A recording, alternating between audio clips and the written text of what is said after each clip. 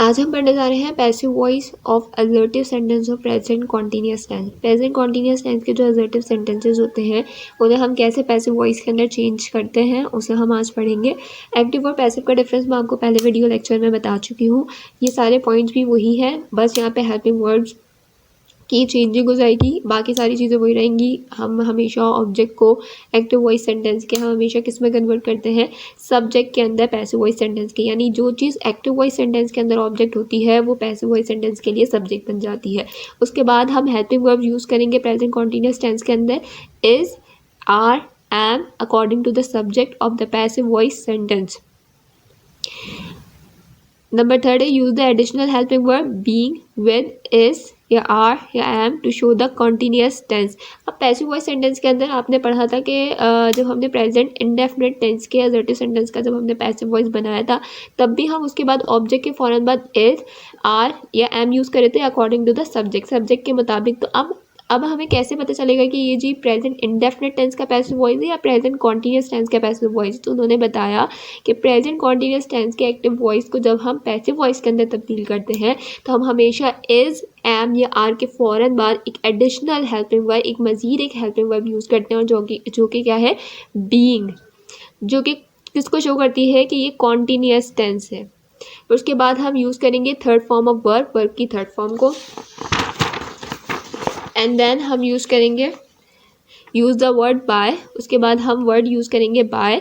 उसके बाद हम after that convert the subject of the active voice sentence into the object of the passive voice sentence. उसके बाद जो सब्जेक्ट होगा एक्टिव वॉइस सेंटेंस का उसे हम कन्वर्ट कर देंगे पैसिव वॉइस सेंटेंस के ऑब्जेक्ट में। In the end at the remaining words if there are any in the active voice sentence, उसके बाद जितने भी रिमेनिंग वर्ड्स होंगे अगर एक्टिव वॉइस सेंटेंस के अंदर मौजूद हैं तो हम सब्जेक्ट लिखने के बाद उन रिमेनिंग वर्ड्स को लिख देंगे। आप कुछ एग्जाम्पल देख लेते हैं ताकि हमें मज़ीद क्लियर हो जाए और समझ में भी आ जाए। जब हम पैसिव वॉइस सेंटेंस बनाते हैं तो उसका जब हम एक्टिव वॉइस सेंटेंस बनाते हैं तो उसका फॉर्मूला क्या होता है, सब्जेक्ट प्लस इज या एम या आर। उसके बाद हम वर्ब की फर्स्ट फॉर्म के साथ क्या लगा देते हैं, आईएनजी। उसके बाद हम लिखते हैं ऑब्जेक्ट। लेकिन जब हम पैसिव वॉइस सेंटेंस बनाएंगे तो सबसे पहले क्या आएगा, ऑब्जेक्ट, उसके बाद इज, एम या आर, और एक एडिशनल हेल्पिंग वर्ब होती है जो कि क्या होती है, बीइंग। उसके बाद वर्ब की थर्ड फॉर्म, फिर बाय, फिर सब्जेक्ट, और अगर कोई रिमेनिंग वर्ड्स हैं, if there any remaining words then हम वो लिख देंगे। अब एग्जाम्पल है हमारे पास, I am writing a letter, मैं ख़त लिख रहा हूँ या मैं ख़त लिख रही हूँ। तो अ लेटर हमारे पास क्या है, ऑब्जेक्ट। तो जब एज ए सब्जेक्ट, अब ये क्या बन जाएगा, ये जो एक्टिव वॉइस का ऑब्जेक्ट है ये पैसिव वॉइस के लिए क्या बन जाएगा, सब्जेक्ट, अ लेटर। अब हम क्योंकि ये सिंगुलर सब्जेक्ट है तो उसके साथ हम क्या यूज़ करेंगे, is, a letter is. Write की थर्ड फॉर्म होती है written, write, wrote, written, letter is written. फिर हम लगाते हैं वर्ब की थर्ड फॉर्म के बाद बाय। सॉरी, एक चीज़ और रह गई कि इसके फ़ौरन बाद हमें यहाँ पे एक एडिशनल हेल्पिंग वर्ब भी थी, बीइंग। तो a letter is being written by, I को किस में कन्वर्ट कर देंगे, मी में। फिर उसके बाद है she is burning those letters, वो उन ख़तों को जला रही है। तो हमारे पास दोज लेटर्स क्या है, ऑब्जेक्ट, तो हम क्या लिख देंगे, दोज लेटर्स, क्योंकि एक से ज़्यादा है तो आर। उसके बाद हमारे पास एडिशनल हेल्पिंग वर्ब है being, those letters are being burn की थर्ड फॉर्म होती है बर्न्ड, बर्न। उसके बाद आएगा बाय, शी किस में कन्वर्ट हो जाएगा, object of the passive voice sentence के अंदर, और शी को हम एज अ ऑब्जेक्ट हम क्या लिखते हैं, एज एन ऑब्जेक्ट हम लिखते हैं हर।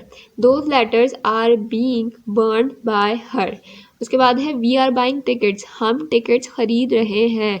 टिकट्स क्या है यहाँ पे, ऑब्जेक्ट, तो हम क्या लिख देंगे, टिकट्स, क्योंकि एक से ज़्यादा है तो टिकट्स आर बीइंग, बाय की थर्ड फॉर्म होती है बॉट, बाय, वी किस में चेंज हो जाएगा, एस में।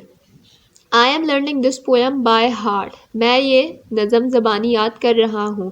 तो हमारे पास क्या है, दिस पोएम, हमारे पास क्या होगा, ऑब्जेक्ट। अब मैंने आपको बताया था कि जब समझ में ना आए कि हमारे पास ऑब्जेक्ट क्या है तो मैंने बताया था कि दो चीज़ होती है, whom या what। जब भी आप ये पूछते हैं किसे या क्या, तो जो किसे या क्या होता है वो हमारा ऑब्जेक्ट होता है। जैसे आई एम लर्निंग, मैं याद कर रहा हूँ क्या, दिस पोएम, तो क्या का जवाब क्या है, ये दिस पोएम। तो हमारे पास ऑब्जेक्ट क्या हो गया, दिस पोएम। उसके बाद क्योंकि सिंगुलर सब्जेक्ट है तो इज बीइंग, लर्न की थर्ड फॉर्म होती है लर्नड बाय मी, क्योंकि बाय के बाद मी, और मैंने कहा था कि अगर कोई रिमेनिंग वर्ड्स होंगे एक्टिव वॉइस के अंदर तो वो हम सब्जेक्ट के बाद लिख देंगे। जब जो सब्जेक्ट एक्टिव वॉइस में था उसे हमने कन्वर्ट कर दिया ऑब्जेक्ट के अंदर, और उसके बाद हम क्या लिखेंगे, remaining words by heart. This poem is being learned by me by heart. Mosquitoes are biting me, मच्छर मुझे काट रहे हैं। तो मी क्या हो गया हमारे पास ऑब्जेक्ट, आई के साथ हम लगाते हैं am, I am being. Bite की थर्ड फॉर्म होती है bitten by mosquitoes. The children are pulling his shirt, बच्चे उसकी शर्ट खींच रहे हैं।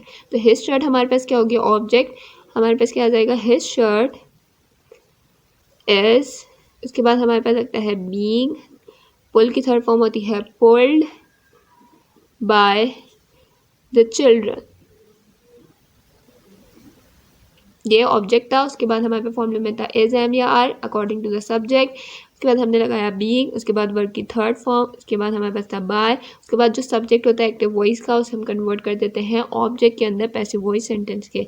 तो his shirt is being pulled by the children. I am eating an apple, मैं सेब खा रही हूँ। एन एप्पल इज, क्योंकि सिंगुलर सब्जेक्ट है, बीइंग, ईट की थर्ड फॉर्म होती है eaten, eat, ate, eaten by, क्या है हमारे पास सब्जेक्ट आई तो किस में कन्वर्ट हो जाएगा, object of the passive voice sentence के अंदर। दे आर फ्लाइंग काइट्स, वो पतंग उड़ा रहे हैं। Kites are being flown, fly, flew, flown, flown इसकी थर्ड फॉर्म होती है फ्लॉन बाय दैम।